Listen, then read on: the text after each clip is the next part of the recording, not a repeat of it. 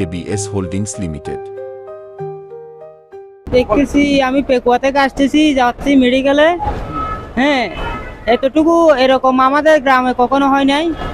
এরকম পানি আমি জীবনও বিশ্বাস করি নাই। আসছি হাঁটু বরাবর পানি মনে করছি, এ দেখছি কোমর রূপার উঠে গেছে। এ নিয়ে কোনো একটা উদ্যোগ নেওয়া উচিত। পরীক্ষা শেষ হয়েছে 3 ঘন্টা হয়ে গেছে, 3 ঘন্টা ধরে বৃষ্টি পড়তেছে, এখনো পর্যন্ত গাড়ি পাইনি আমরা। কোমর পর্যন্ত পানি, একটু কোমর পর্যন্ত পানি ছিল, এখন একটু মোটামুটি কমছে। এবং কি আগামীকালকেও আমাদের পরীক্ষা আছে, কিন্তু এখনো পর্যন্ত বাসে যেতে পারিনি আমরা। পরিস্থিতি আমাদের এই চট্টগ্রামে আপনারা দেখতেছেন, এটা অধিকাংশ হইতেছে যে জলবদ্ধতা প্রকল্প যেটা নিচে, ওই কাজগুলো যেভাবে হওয়ার ওগুলো হচ্ছে না, ওগুলো খুব দ্রুত হচ্ছে না। এগুলো যদি দ্রুত হতো আমার মনে হয় কিছুটা এই চট্টগ্রামের মানুষ স্বস্তিতে এই বর্ষা কাটাতে পারতো।